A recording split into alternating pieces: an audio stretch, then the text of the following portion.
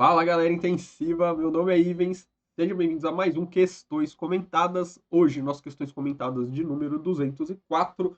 Hoje é uma quarta-feira, estamos mandando aqui um vídeo do nada, por quê? Porque recentemente a gente teve prova para prova de concurso para fisioterapeuta da Unicamp e ontem saiu o gabarito e aí a galera me mandou umas perguntas lá no Instagram, então eu já peguei a prova aí com o pessoal e estou colocando aqui algumas questões referente a essa prova aí, já que o pessoal está fazendo recursos aí e tudo mais, para a gente aproveitar também que acabou de sair, beleza? Então hoje a gente vai ver aí algumas questões dessa prova para fisioterapeuta da Unicamp. Coloquei 3 questões aqui no vídeo de hoje, beleza? Então não esquece de deixar aquele like, aquele joinha, de clicar aqui embaixo na setinha, compartilhar com a galera que fez a prova aí, ou então quem está se preparando para concursos, provas, mandem aí também para discutir essas questões. Se inscreva no canal se você ainda não é inscrito e comenta aí. E aí, você fez essa prova?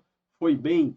Você está entrando com recurso? Você está entrando com recurso? Manda para mim aqui embaixo quais questões vocês acham que merece recurso para eu também colocar aqui nos próximos vídeos aí. Já vai ter passado provavelmente, porque o recurso termina amanhã, mas quem sabe aí dá tempo de fazer um vídeo para amanhã ainda, né? Vamos ver.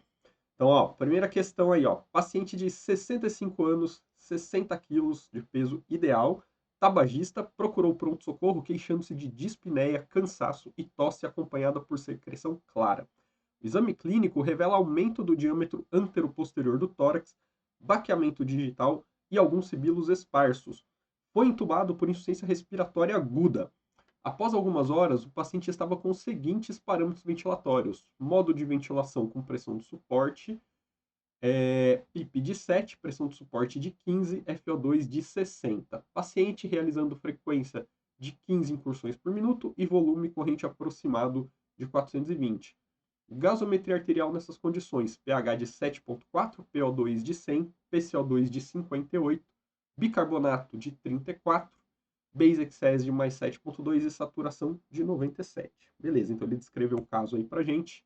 E aí, considerando o exposto, analise a gasometria arterial. E aí ele quer saber o que, que tem. Tem alcalose respiratória? Tem acidose respiratória? Tem acidose metabólica? Não tem nada? Né? Então ele está pedindo aí para a gente ver o que tem. Beleza, então vamos ver aqui essa gaso. Ó. Um pH de 7,4, então o pH está normal. Temos um PCO2 de 58, um PCO2 que está elevado. Temos um bicarbonato de 34, um bicarbonato também aqui que está elevado. Um base excess de mais 7, que está elevado. A saturação de 97. PO2 de 100, né, que também está elevado aqui nesse caso. Elevado assim, né? Não precisa de 100, né? Podia estar um pouquinho mais baixo. Saturno 97. Beleza. Vamos tentar entender o que está acontecendo aqui, já que a gente tem uma alteração respiratória, a gente tem uma alteração metabólica e o pH está normal, a gente provavelmente tem algum tipo de compensação aqui. Vamos tentar entender de onde começou isso. Como que eu enxergo essa questão? Como que eu interpretei a hora que eu li a primeira vez? Ó, ele está falando para a gente que esse paciente é um paciente tabagista, teve dispneia, cansaço, tosse com secreção, tem aumento do diâmetro antero-posterior do tórax, tem baqueteamento digital e está sibilando. Então, com toda essa história que ele conta, eu entendo que esse paciente ele já tem uma doença pulmonar crônica, tá? Então, eu entendo que esse paciente, o que ele está querendo contar para a gente é que esse paciente já tem uma alteração respiratória crônica, que provavelmente já cursa também com aumento do PCO2 de maneira crônica. Ele já tem uma hipercapnia aí crônica, não só aguda, e que ele está numa descompensação aguda dessa doença crônica. É essa a história que eu entendo, tá? Então eu estou entendendo aqui que o distúrbio primário foi esse aumento de PCO2, que provavelmente gerou uma, uma acidose, né? Gerou uma acidemia, uma queda do pH por acidose respiratória e, como compensação, teve aqui uma alcalose metabólica, tá? Então, o que, que eu entendo? Que esse paciente já era um doente pulmonar crônico, que já tinha provavelmente algum grau de retenção de CO2 e que agudamente esse paciente aí teve essa descompensação, que precisou ser entubado e que provavelmente ele teve todo esse mecanismo compensatório, então que ele tinha aqui uma acidemia causada por uma acidose respiratória que foi compensada por uma alcalose metabólica, tá? Então vamos dar uma olhada aqui. Esse paciente tem alcalose respiratória? Não, já vamos riscar aqui, né? Ele tem acidose respiratória? Tem. Ele tem acidose metabólica? Não, né? Ele tem ali uma alcalose metabólica. Tem acidose respiratória? Vamos riscar essa aqui também. Tem uma acidose respiratória? Tem. Tem alcalose metabólica? Será? Acidose respiratória? Tem. Condição metabólica normal? Normal é... Puta, é difícil falar metabólica normal com BIC de 34, né? Condição respiratória normal com alcalose metabólica. Condição respiratória normal? Será? Beleza? Mas assim, partindo de todo o pressuposto que eu contei para vocês, se o distúrbio primário era ali uma acidose respiratória, e aí lembrando, né, eu já comentei isso algumas vezes aqui nas questões comentadas, que acidemia e alcalemia e acidose e alcalose são coisas diferentes. Quando a gente está falando do pH, o diagnóstico que eu dou para o pH é acidemia ou alcalemia.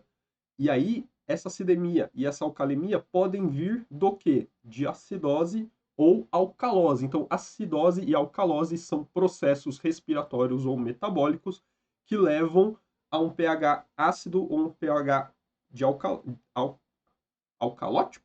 Agora eu não sei como que eu falo isso. Enfim, que leva a uma acidemia ou uma alcalemia, uma diminuição ou um aumento do pH. E as pessoas estão acostumadas a interpretar gasometrias incompletamente. Elas falam só dos distúrbios, dos processos que estão acontecendo, da alcalose e da acidose, e não falam do diagnóstico do pH, se é uma acidemia ou se é uma alcalemia. Nesse caso aqui, por exemplo, com pH de 7,4, não tem nem acidemia, nem alcalemia. Então, um pH está compensado, essa gasometria está compensado.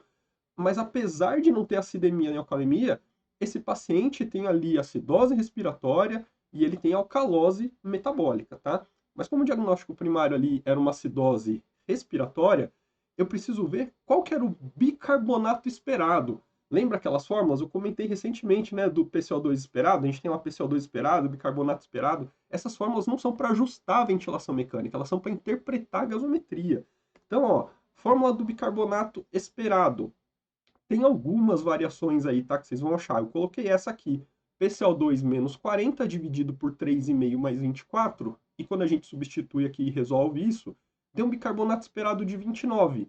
E o da nossa gasometria é 34. O que quer dizer isso? Que está acima do esperado para aquela compensação. Então, se está acima do esperado, eu tenho alcalose, eu tenho aumento do bicarbonato, alcalose metabólica. Então, além de acidose respiratória, eu tenho uma alcalose metabólica, o que condiz, né, com o meu pH de 7,4 que está compensado. Então a gente vai ficar aqui com a letra C, ó, acidose respiratória com alcalose metabólica também, certo?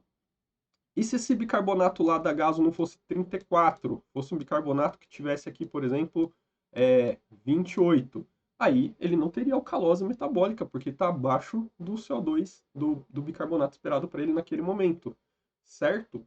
Então, ficamos aí com as duas alterações, levando aquele pH normal. Vamos ficar aqui com a letra C. O gabarito da prova traz como correta a letra C, acidose respiratória e alcalose metabólica. Se por acaso quem fez essa questão aí da prova estiver vendo, me manda uma mensagem ou comenta aí falando se foi mais ou menos isso que você pensou da questão, porque foi essa a interpretação que eu tive dessa questão, certo? E comente aí vocês também, o que vocês acharam, como vocês interpretaram, o que vocês fizeram para tentar resolver. Segunda questão, assinale a alternativa correta sobre as características relacionadas à fraqueza muscular associada à doença grave na criança e ao imobilismo no leito. Então vamos lá. Letra A. Basicamente aqui ele está falando do quê? De fraqueza adquirida na UTI, né? Então, letra A. Ela tem maior comprometimento dos músculos oculares e faciais? Não. Músculos oculares e faciais não são afetados na fraqueza adquirida na UTI, porque geralmente os pares cranianos não são afetados pela fraqueza adquirida na UTI. Reflexos tendíneos anormais ou ocasionalmente aumentados. Os reflexos eles estão diminuídos ou abolidos, então eles não podem estar aumentados, né? C. Comprometimento funcional das crianças persistente no período de internação na UTI pediátrica, não sendo observada após a alta hospitalar. Quando a gente fala de fraqueza adquirida na UTI, a gente entende hoje que ela pode se prolongar, não estar restrita somente ao período na UTI. Esses pacientes apresentam aí fraqueza por 1 ano, 5 anos, até 10 anos depois da alta. Só tem um detalhe, ele está falando de criança aqui, né? E, poxa, eu não sei por que eles colocaram crianças, porque a gente sabe muito pouco sobre fraqueza adquirida na UTI em crianças. Comparado ao que a gente sabe nos adultos, a gente sabe quase nada nas crianças. É muito pouco estudado isso ainda nas crianças.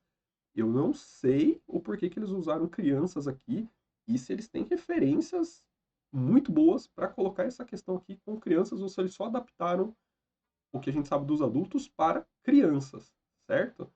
Mas o que a gente sabe é que a perda funcional que a gente vê na UTI, ela é observada após a alta hospitalar também. Em crianças a gente tem aí um certo grau de evidência disso também.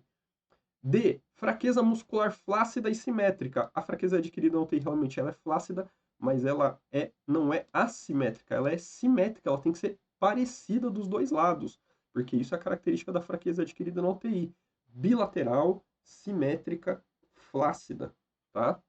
E mais proximal, geralmente, músculos proximais mais fracos que músculos distais. Não pode ser assimétrico. Assimétrico é, por exemplo, um AVC, onde um lado é muito mais fraco que o outro. Isso não existe na fraqueza adquirida na UTI, tá? E sensibilidade superficial e profunda ausente ou reduzida a estímulos dolorosos. Não, realmente a sensibilidade tá ok. E aí riscamos todas, né? Loucura, né? Mas o gabarito traz a letra D como correta. Nossa, mas eu discordo muito. Fraqueza assimétrica ou, sim, foi um erro de digitação, alguma coisa assim, tá? Porque é uma fraqueza simétrica, ela é parecida dos dois lados, é uma das características da fraqueza adquirida no UTI. Para você dar o diagnóstico, você tem que encontrar essa característica dela ser simétrica. Terceira, assinale a alternativa correta sobre insuficiência respiratória crônica em crianças. Letra A. Carga respiratória caracterizada pelo esforço exigido para gerar uma respiração é baixa, capacidade dos músculos respiratórios é normal e o impulso central comanda adequadamente os músculos respiratórios. Bom, vamos lá. Se a sua carga respiratória é baixa, se a sua capacidade dos músculos é normal e se o seu impulso central ele é adequado, você não tem insuficiência respiratória, concorda comigo? Então, assim, para você ter uma insuficiência respiratória, ou você tem uma carga respiratória aumentada, ou você tem uma capacidade dos músculos diminuída, ou você tem um impulso central descoordenado, que não está adequado, né? Que geralmente está aumentado, muito aumentado ou muito diminuído. Então você tem que ter alguma dessas características aqui para você ter uma insuficiência respiratória, principalmente crônica, né? Então aqui a A vamos excluir por falta de alteração. B. Enfermidades caracterizadas por um aumento na carga respiratória ou por uma fraqueza dos músculos respiratórios, o impulso central aumenta suas demandas nos músculos respiratórios. Quando esse desequilíbrio excede um certo limiar, ocorre a hipoventilação, definida por hipercapnia e hipoxemia. Então, quando você tem um aumento de carga ou uma fraqueza do músculo respiratório, o aumento da demanda central, e aí quando esse aumento de demanda excede a capacidade do seu músculo, começa a ocorrer então hipoventilação, que pode gerar hipercapnia ou hipoxemia. Aqui tá correto, ao meu ver, tá bom? C. Obstrução grave de vias aéreas superiores, malácia de vias aéreas, doenças pulmonares avançadas como fibrose cística, displasia broncopulmonar, bronquiolite obliterante não são responsáveis por uma carga respiratória excessiva. Por tudo isso aqui é o que leva ao aumento da carga respiratória, né? A venia intermitente atua como medida terapêutica, reduzindo o trabalho ventilatório durante e após dias do seu uso em situações de agudizações ou doenças crônicas avançadas. Então, assim, venia intermitente, ela pode ser uma medida terapêutica que vai reduzir o trabalho ventilatório durante o uso da VNI, não após dias, né? Após dias, principalmente em situações crônicas, não faz sentido, né? Se eu tenho uma alteração crônica e eu não estou usando a VNI, ela não vai melhorar esse cenário, né? E nem agudamente. E os períodos de agudização são menos frequentes com a progressão da doença de base. Se a doença de base progredir, os períodos de agudização vão ser mais frequentes, né? Tornando inútil o uso intermitente da VNI para redução do trabalho ventilatório, né? Então, assim, vão ser mais frequentes e não menos frequentes. Então, ficamos aqui com a letra B como a nossa resposta e o gabarito oficial trouxe aí a letra B. Beleza? Então, ó, me conta aí, se fizeram essa prova, como que vocês foram? Tem alguma questão que vocês estão em dúvida? Comenta aí Quem sabe dá tempo de até amanhã trazer aí alguma coisa, né? Não esquece de curtir esse vídeo, deixar o seu joinha, de compartilhar clicando na setinha que está aqui embaixo. Se inscreve no canal se você ainda não está inscrito, indica para os seus amigos virem aí se inscrever, comenta e eu vejo vocês no próximo vídeo. Até lá!